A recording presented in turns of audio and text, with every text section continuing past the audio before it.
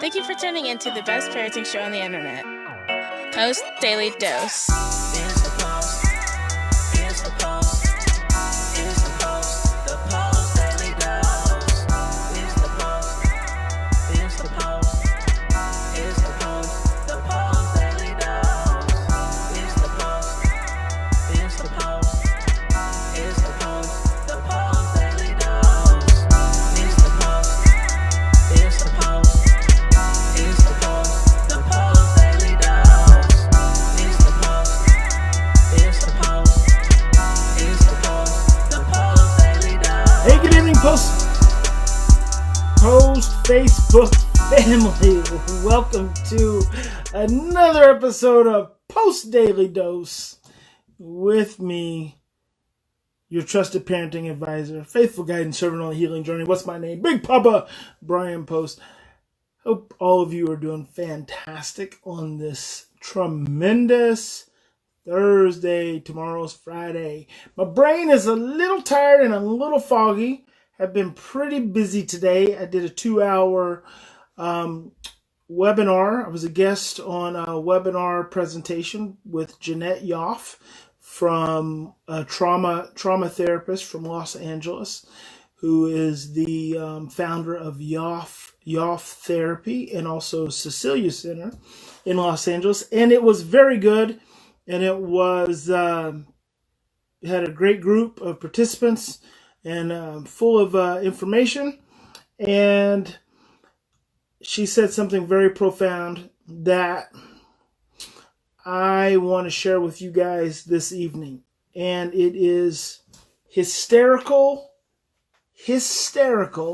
Hello there, Mimi. Hysterical is historical. The definition of hysterical, deriving from or affected by uncontrolled extreme emotion, relating to, associated with, or suffering from hysteria. I love that because in the past couple weeks, I've encountered a lot of families dealing with a lot of hysterical children, even some hysterical parents. And what I love about that word, hysterical, is historical. It says so much. Hysterical is historical. When was the last time your child was, hello, Sue from PA. When was the last time your child was hysterical? When was the last time you encountered a hysterical adult? We did this we talked for 2 hours today. I've been talking a lot lately about when we get stressed, the higher the level of stress, the more likely it is to open up our brainstem. And when our brainstem opens up, that's where all of our trauma memories are stored, along with all of our other memories, because your brain as an organ is a historical organ. It collects and stores information. Your brainstem is what holds all memories. So your brainstem holds all memories, and specifically your brainstem also stores your trauma memories. The problem is trauma memories are not stored in a coherent, connected way. They're stored in a very fragmented way. So when you trigger a trauma memory, it could be triggered through any sensory pathway and could cause you to have an overwhelming reaction. So today, when Jeanette said hysterical is historical, it really made me think about those brainstem memory experiences and when parents are dealing with seemingly hysterical children. Now, I will qualify this by saying a lot of times we associate hysterical with some great big outward overwhelming display of emotions and behaviors. But hysterical can also be shut down, withdrawn, depressed, and isolating. I want you to keep that in mind. But here's the thing. When your child is being hysterical, it's because they are operating from historical experiences. I'm going to say that again. When your child is being hysterical, they are not in the present moment. It's because they are operating from historical experiences. The hysteria is being driven from a brainstem that is open and releasing historical experiences and memories and emotions. Your child is not in the present moment. They are in history. And history is driving the experience. Oh, thank you, Sharon. Sharon just sent me 50 stars. Oh my gosh, that's a record. That's fantastic. Your child is being driven from a place of history. That history, now, usually, a lot of my parents are foster and adoptive parents, a lot of my post parents. But biological parents fall right in there as well, just like grandparents. That child has a history before they ever come into your life. Now, not necessarily for biological children, but for biological children, that history that child has had is very important. If a child is in a state of hysterics, they are being driven from their history. I love that concept. It's like, because I can say when your child is acting out, it's because they're stressed out. But a lot of times we have a really hard time imagining in varying instances that our children are stressed, even though stress drives everything. But even if I say when your child's stressed, it activates their brainstem, and their brainstem opens up and releases all their trauma memories, and that's the lens they're looking through, and that's what's creating their reality. You can hear that. But if I say, as Jeanette said, hysteria is historical, hysterical is historical. That's just beautiful. Hysterical is historical. If someone is being hysterical, if I'm being hysterical, if you're being hysterical, if your child's being hysterical, your spouse or your parents are being hysterical, it's because it's historical. It's coming from their history. It is rooted in their past experience. And I've always said, stress causes us to do one of three things. It causes us to react from the past, which is historical, obsess about the future, which is actually also historical, because we are afraid that our future is going to look like some implications from our past, but it takes you out of the present. Stress causes you to react from the past, obsess about the future, takes you out of the present. I believe the next time you see your child as being hysterical, if you can slow down and take 3 to 10 deep breaths and not become hysterical along with them, you can remember in that moment that hysterical is historical, and truly empathize and understand them from a completely different perspective. Hysterical is historical.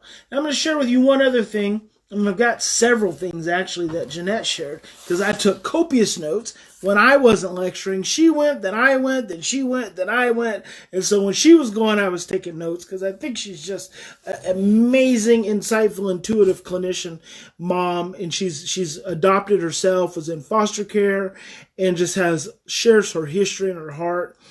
The other thing she said is you have to become an owl. O-W-L, become an owl, which means when you're facing a challenging situation, you have to observe, watch, listen.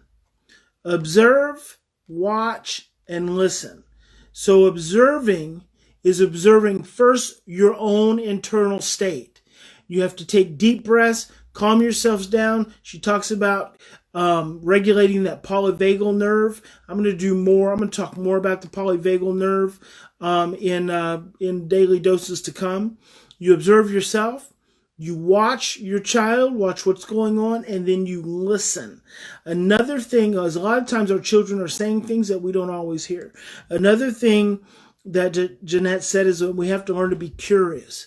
So instead of when you're interacting with your child and they say something that you don't like, or they do something you don't like, instead, you know how we'll look when we get really serious and we look at our child. Do that right now. Kind of squint down, and if you're really serious and looking at me, if I've upset you. But what if instead of squinting at me like that right now, which feels kind of intense, doesn't it? I kind of feel the intensity just as you do it to me now.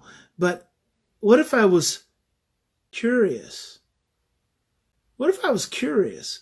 What if I said, oh, I'm curious. See how my facial expression changes? Oh, I'm curious. It's kind of like that saying that even if you're feeling bad, if you can force yourself to smile, you'll start to feel better.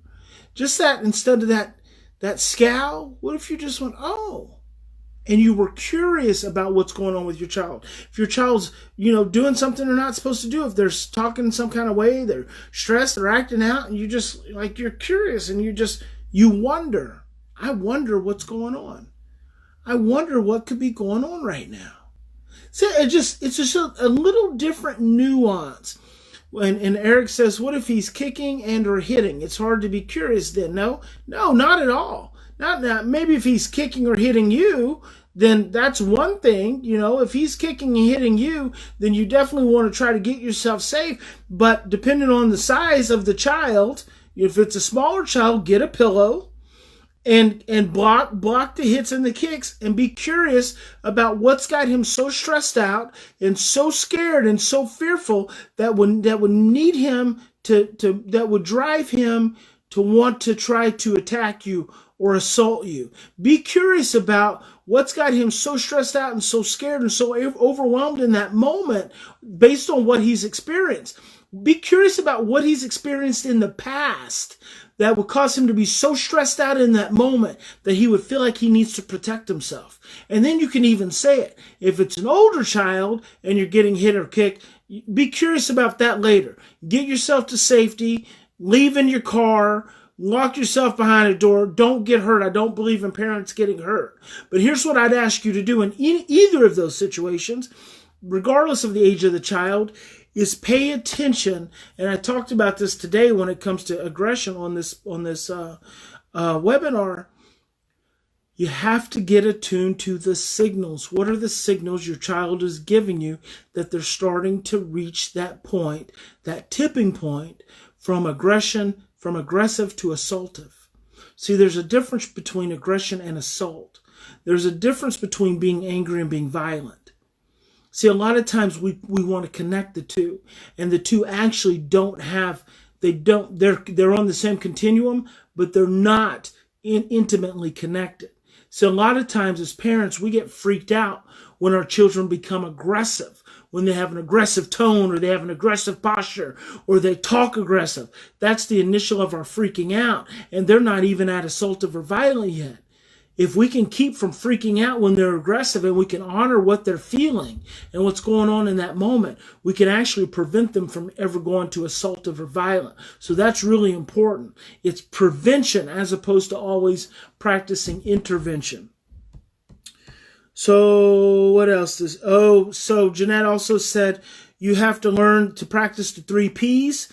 Be playful, present, and patient. Actually, she called this PACE. PACE. And I don't know where she got it from. But the P stands for playful, present, and patient. The A stands for accept yourself and also apologize. Talked about that before. The C is spelled God, I told you I got brain fog. The C stands for curious, and the E stands for empathy. I think that curiosity and that empathy are really closely connected. All right, and then 7 nonverbal cues. These are 7 cues that you give off because 80 to 90% of communication is nonverbal. 80 to 90% of communication is nonverbal. Alan Shore says it's not what you say or what you do. It's how you feel when you're doing and saying it. Actually, that's what Bryan+Post says. Alan Shore says the core of the self is nonverbal and unconscious and lies in patterns of affect regulation. Bryan+Post says it's not what you say or do. It's how you feel when you're saying and doing it. So the 7 nonverbal cues are eye contact, facial expression, tone of voice, gestures, timing, posture, and intensity. Again, I'll say those again. The 7 nonverbal cues: eye contact, facial expression, tone of voice, gestures, timing, posture, and intensity. And here's what I'm going to close this with, because I love it, especially for you, all you amazing mamas out there. Mother's Day coming up on Sunday. 3 things, 3 affirmations to learn and practice to say to yourself. Actually, Jeanette says this is what she says to herself. Number 1, you're a good person. You are a good person. I appreciate you. I am thankful for you. Number 2, you are doing the best that you can. You're doing the best that you can, even in the midst of struggles, even when it looks ugly. A dad on the webinar said today, how do I apologize to my child when I've called her a liar and blamed her something, yelled at her and called her a liar just this morning? What do? You start by apologizing, saying I'm sorry, getting in touch with your heart, saying I'm sorry, because in that moment, I don't care how ugly it is or how ugly it was, you were doing the best that you could do. Plain and simple. Now, it's a beautiful thing that you're here, because that means you want to do even better. And I respect you and I honor you for that. And number 3, you are good enough. You are good enough. You are good enough. I know you are good enough. You are perfectly created and designed to be everything that your child needs. And by God, if someone tries to tell you that you are not enough, you drop that person from your life, because you are enough. You are perfectly and divinely created, anointed, and designed for the care of the child you have in your home. You are perfect for your child. You have everything that this child needs within you. You have everything. You are enough. You are a good person. You are doing the best that you can, and you are good enough. Remember, in any given situation, we always have 2 choices. Continue to react from your same blueprints of stress, fear, and overwhelm, or you can stop, you can slow down, you take your 3 to 10 deep breaths, you say your affirmations. You're a good person, you're doing the best you can, and you are enough. You are enough, and you keep trying to do better and choose love. God bless you. Big Papa loves you. You guys are amazing. Keep after it. I know it gets tough sometimes. I know sometimes you just want to throw in the towel. You don't know what else to do. You cry, you scream, you yell. This too shall pass. Remember to breathe. Love is possible. It's all around us. The only thing that keeps us out of love is fear. You got this. I believe in you. I'm probably not going to see you guys tomorrow. I'm going to see if Christy will fill in for me. Got to take another trip. So, God bless. We'll see you. Join us live on weekdays at 6:30 Central Time on Facebook at the Post+Institute. Don't forget to get your copy of Brian's best-selling book, From Fear to Love, on promotion. Just pay shipping and handling at www.feartolovebook.com. That's www.feartolovebook.com.